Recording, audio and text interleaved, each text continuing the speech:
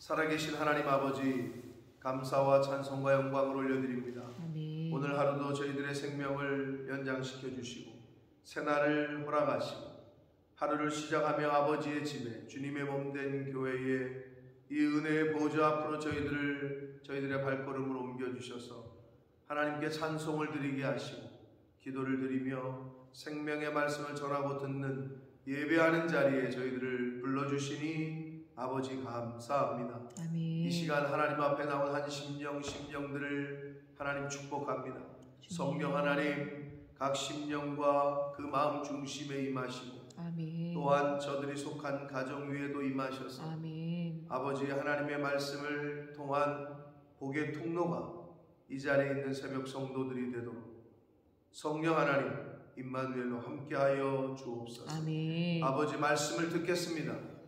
저희들의 눈과 입술과 귀와 마음을 하나님께로 향하오니 성령 하나님 임마누엘로 함께해 주옵소서. 아멘. 예수 그리스도 이름으로 축복하며 기도 올리옵나이다. 아멘. 아멘.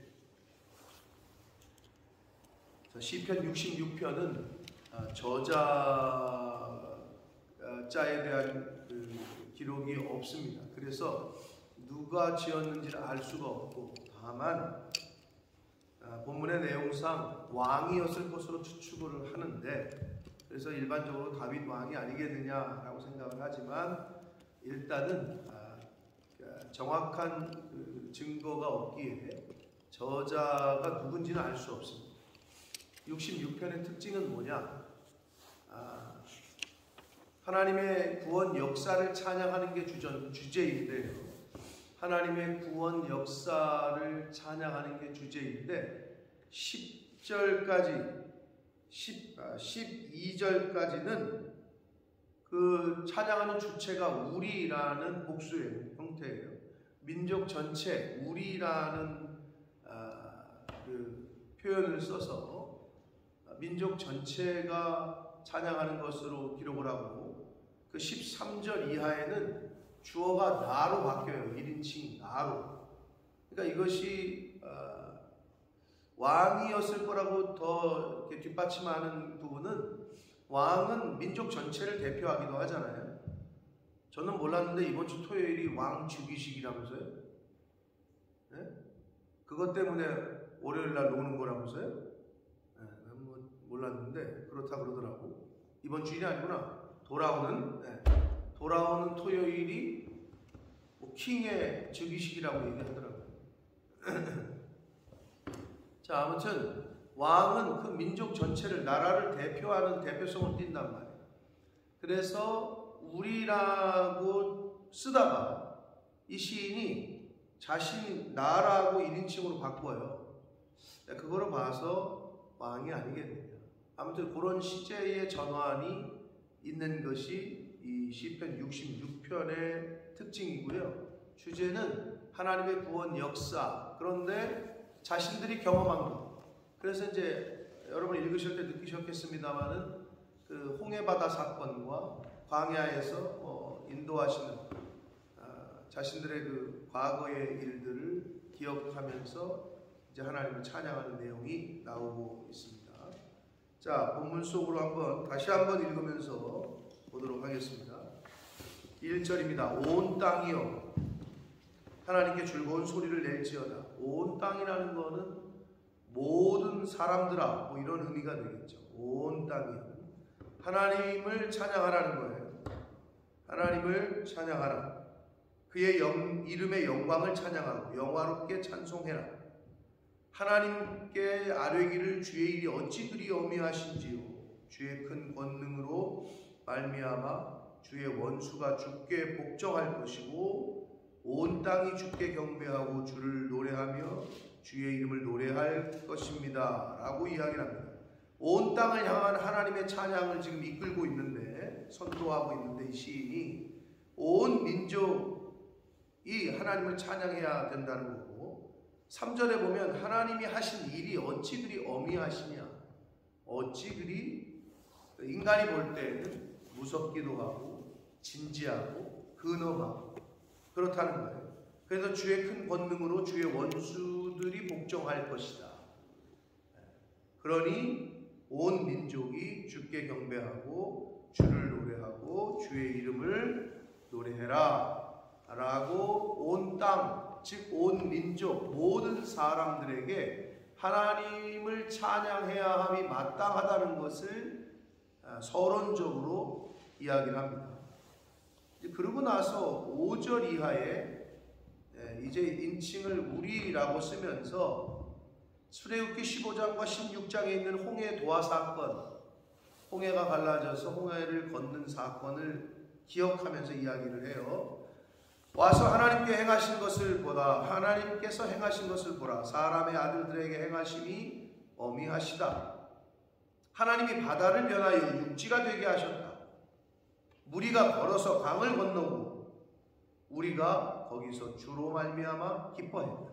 홍해가 갈라지고 홍해를 건넌 사건을 추억합니다. 7절 그가 그의 능력으로 영원히 다스리시며 그의 눈으로 나라들을 살피시나니 거역하는 자들은 교만하지 말라. 거역하다라는 이 말은 반역하다, 완고하다라는 뜻이거든요. 그 하나님에 대하여 거역하고 하나님에 대하여 어게인스트하는 사람들이 왜 교만하지 말아야 되냐 하면 악인들의 흥함은 잠깐이거든요. 교만하지 말아야 되는 이유는 하나님이 금방 멸하신다.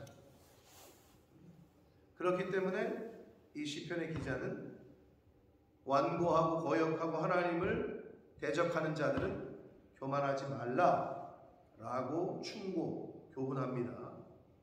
만민들아 우리 하나님을 찬송하며 그의 찬송 소리를 들리게 할지어다. 그는 우리 영혼을 살려두시고 우리의 실족함을 허락하지 아니하시는 주시다. 그러니까 민족을 구원하시는 하나님을 찬양하지 않을 수가 없는 거고 우리 개인을 구원하시는 하나님을 찬양하지 않을 수 없는 거란 말이에요. 10절 하나님이여 주께서 우리를 시험하시되 우리를 단련하시기를 은을 단련함같이 하셨으며 우리를 끌어 그물에 걸리게 하시며 어려운 짐을 우리 허리에 메어 두셨습니다. 그러니까 이스라엘의 역사 가운데 하나님께서 연단하시고 시험을 주시는 인내하게 하시는 것들이 많이 있었죠. 그걸 표현하는 건데 12절 보시면 사람들이 우리 머리를 타고 가게 했다. 굉장히 비유적이고 은유적인 표현이죠. 머리를 타고 가게 했다. 이게 뭔 말일까요? 전쟁에서 지면 어떻게 돼요? 쓰러지면 뭐 시체를 막 짓밟고 막 지나가는 거죠. 그러니까 전쟁에서 패하는 걸 얘기하는 거예요. 그러니까 사람들이 머리 위로 막 지나가는 거예요. 머리를 밟기도 하고 그 머리 위로 막 지나가고 전쟁에서 진 걸 의미하는 거예요.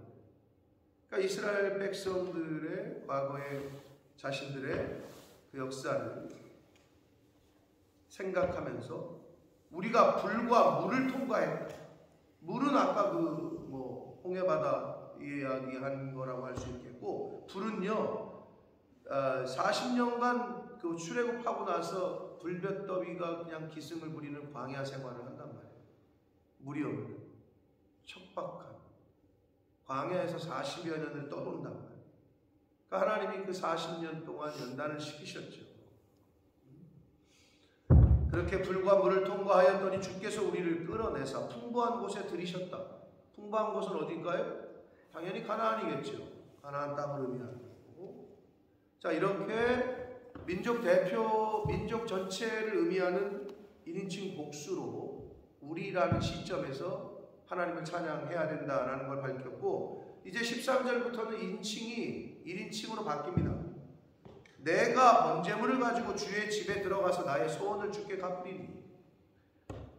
여기서 이제 시편의 기자가 이 66편의 기자가 자신을 주어로 바꿨어요. 주의 집, 당연히 그 당시에 성전이고 오늘날 교회죠. 교회에 들어가서 근데 교회를 들어갈 때 어떻게 해요? 그냥 들어가면 안 돼요. 그러니까 성경에서는 계속 얘기해요. 아버지 집에 나에게 나아올 때 공수로 보이지 말라. 제가 늘 말씀드려요. 빈손으로 오는 건 아니에요. 여러분 인간이 사람의 집을 방문할 때도 빈손으로 가면 안 되지 라고 배웠고 체면상도 그렇고 예의상도 그렇고 그렇게 배웠단 말이에요. 그런데 하나님 앞에 나올 때 공수로 보이지 말라고 말씀까지 하셨거늘 여러분, 헌금은 과부의 두 랩돈을 보고, 오늘날로 말하면 2,000원, 뭐 몇천 원 되는 돈을 보고 예수님이 가장 많이 넣었다라고 해주셨잖아요.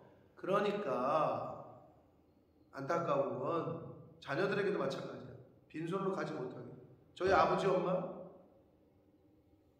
주일 예배 때 50원이건 100원이건 꼭 손에 쥐어서 보냈단 말이에요. 그게 훈련이란 말이에요. 근데 체크도 안 하지 요즘은. 1파운드라도 50필에도 헌금을 하게끔 훈련을 시켜야 된다니까. 근데 왜 그게 안 되냐? 나도 안 하는데, 부모도 안 하는데. 어려워? 어려우면 더 해야지. 이제 이 새벽 성도쯤 되는 분들한테 이런 말, 초신자도 아니고 그런 거를 좀 가정에 자녀들에게 본받게 해주셔야 돼요. 주일은 번제물을 가지고 성전에 나아가지 빈손으로 오는 건 없었단 말이에요. 돈이 없으세요? 1파운드로 하시라니까? 그러면 또 창피해. 그거는? 그럼 무명으로 하세요. 하나님이 보시는 거지. 그 마음 중심을. 너 진짜 없냐? 먹을 것도 없냐 너? 하나님이 아시겠지. 그러면 5파운드건 10파운드건 1파운드건 액수가 중요한 게 아니라니까. 그거를 성경이 가르치잖아요. 예수님도 말씀하셨고. 액수가 중요한 게 아니라니까요. 근데 여러분 절대 빈손으로 오는 건 아니에요. 번제물을 가지고 주의 성전에, 주의 집에 들어가서 나의 소원을 주께 갚겠습니다. 여러분, 서원한 것은 갚으셔야 됩니다. 아멘. 아멘. 여러분이 부지불식간에 기도하다가 하나님, 한나가 뭐라고 기도했어요? 하나님 자녀 주시면 내가 하나님께 바치겠습니다. 그 진짜 바쳤잖아요. 그 어린 나이에 제사장한테 갔다가 오늘날로 말하면, 저는 불교가 그것도 성경에서 가져왔을 거라고 봐요. 동자승. 근데 그게 어디서 왔게요? 그게 어디서 왔게요? 그런 생각 해본 적 없죠? 불교는 어린아이들이 절에 들여보내잖아요. 동자승이라고 그러잖아요. 그게 어디서 왔게요? 천주교의 복사 아세요? 왔어요? 복사를? 복사하기 말고 어린아이들이 예배 드릴 때 옆에서 서가지고 이렇게 복사하잖아요. 기독교는 없어요 그게. 네? 근데 천주교는 있거든요. 전통이 그 옛날부터.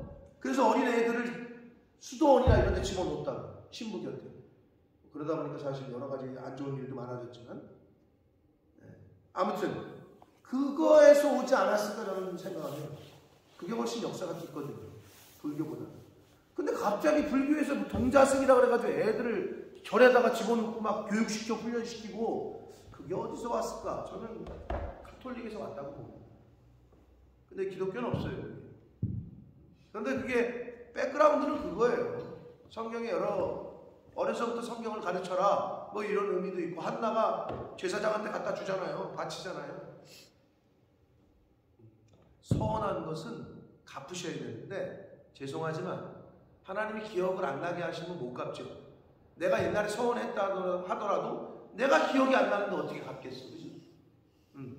근데 어느 날 하나님이 기억나게 하실 때가 있어요. 아, 내가 그 젊었을 때 이렇게 하나님 앞에 약속을 했지. 기억나게 하시잖아요. 그건 하나님이 너 때가 됐으니 갚으라 이 말이에요. 그런 것들이 있을 거라고 각자가 다. 서운한 것은 갚아야 돼요. 왜? 그게 하나님이 그럼 왜? 뭐 빚쟁이라서 갚으라는 거예요 하나님이? 그게 아니요. 내가 복이 되기 때문에 갚으라는 거예요. 나에게 복 주시려고 갚으라고 하시는 거다. 14절, 이는 내 입술이 낸 것이고 내 환난 때 내 입이 말하는 것이다.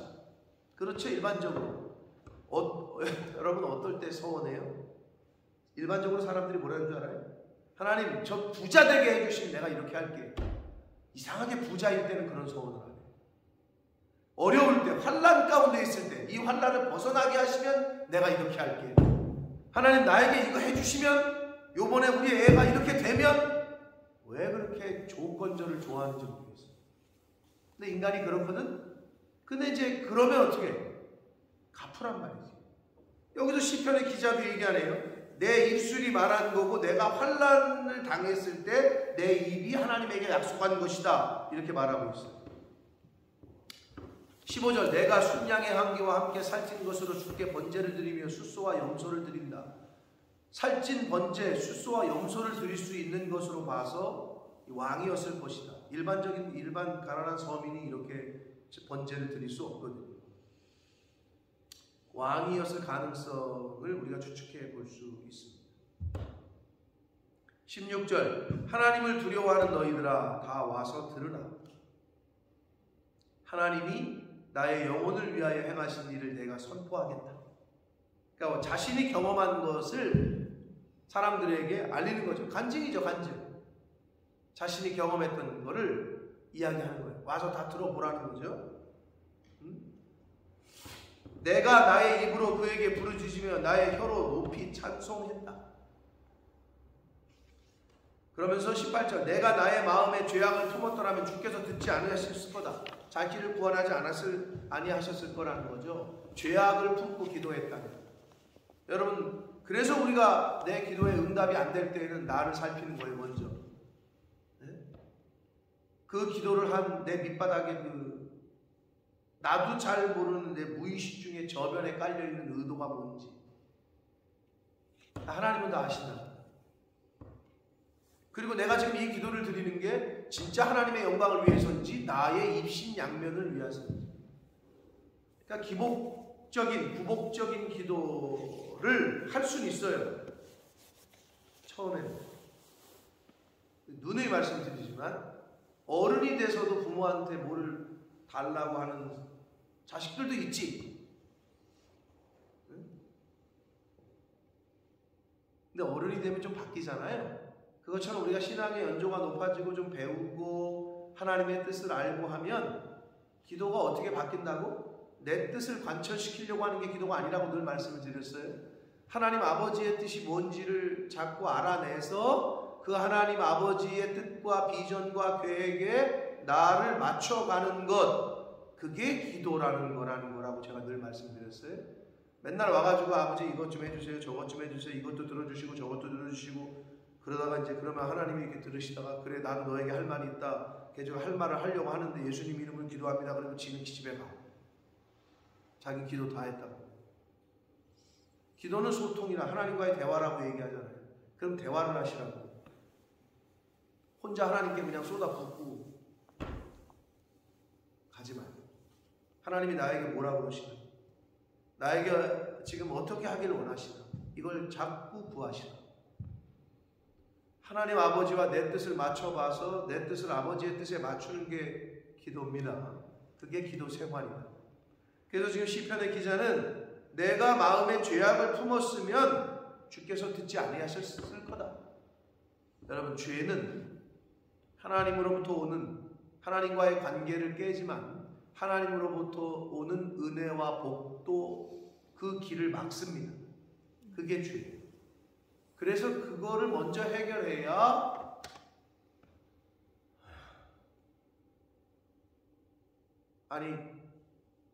전력소에서 전기를 공급하는 곳에서 전기를 공급하고 수도국에서 물을 공급하는데 계속 공급은 다 해주는데 관이 막혔어. 전기에 어디가 떨어졌어. 그럼 그걸 고쳐야지. 수도국이나 전기한테 자꾸 전화하면 어떡해. 거기는 보내주고 있어. 우리 집에 있는 콘센트가 문제야. 또는 파이프 관이 막혔네. 그러면 그 관을 뚫어야지. 왜 자꾸 수도국에다가 전기국에다가 거기 보내주고 있다니까. 하나님의 은혜는 오고 있는데 내가 내 죄로 인해서 막힌 것이 있다. 그러면 그거를 해결을 해야 돼. 근데 이거를 해결 안 하고 자꾸 하나님 앞에 호소해봤자 그게 응답이 되지 않는다는 거예요. 그러니까 철저하게 그 부분을 우리가 놓쳐서는 안 됩니다. 하나님이 실로 들으셨으며 내 기도 소리에 귀를 기울이셨도다 라고 이 시편의 기자가 고백합니다. 그러면서 마지막 하나님을 찬송하리로다. 그가 내 기도를 물리치지 아니하시고 그의 인자하심을 내게서 거두지도 아니하셨도다. 라고 고백합니다. 사랑하는 성도 여러분, 하나님은 항상 같은 자리에 계셔요. 내가 왔다리 갔다리 하는 거지. 하나님은 항상 우리를 지켜보고 계셔요. 아멘. 그걸 늘 명심하시고, 내가 하나님께로 가까이 나아가고 하나님께서 나를 쓰시기에 합당하게, 정결하게, 거룩하게, 성결하게 구별되어 있는지. 여러분이 찻장을 딱 열었는데 아무리 금그릇 은그릇이라도 더러워, 그러면 그것을 안 쓰겠지. 아무리 그냥 뭐 사기 그릇이더라도 깨끗해, 그럼 그걸 쓰는 것처럼 실력도 좋고 능력도 있는데 하나님 보시기에 거룩하지 않은 생활을 해, 그러면 그 사람을 쓰지 않으세요, 하나님. 그러니까 정결하게, 여호와께 성결, 이게 어려운 거죠. 우리의 속을 다 하나님이 보시기 때문에 순수한 자, 정직한 자, 정결한 자, 거룩한 자를 원하신다. 그래서 하나님이 내가 거룩하니 너희도 거룩해라 라고 말씀하셨습니다. 사랑하는 성도 여러분, 오늘 이 시편 66편의 기자의 고백을 통해서 우리가 몇 가지 포인트에서 교훈을 받으셨을진데, 바라기는 첫째는 늘 평생 하나님 앞에 가는 그 순간까지 주의 이름을 높이고 하나님을 찬양하는 저와 여러분의 삶이 되시길 축복합니다. 아멘. 하나님을 높이시라고 계속, 그리고 하나님께 영광을 돌리고 감사를 고백하시고, 맨날 부모한테 찾아와가지고 불평불만하는 자식들이 있어. 이것도 안 되고 저것도 안 되고, 이건 왜 안 해주고 저건 안 해주고. 근데 어떤 자식은 와가지고 늘 고맙대. 아버지 감사해요, 어머니 고마워요. 근데 어떤 자식은 와가지고 맨날 한탄만 해요. 자식들 중에 저도 있거든. 이게 여러 명일 때 알 수 있는 건데, 한 명일 경우에는 자기가 좀 힘들면 와서 한탄할 거고, 자기가 좋을 때는 와가지고 고맙다 할 거고. 근데 자식이 여러 명 있으면 보면 불만하고 불평하는 사람은 계속 그 역할을 해.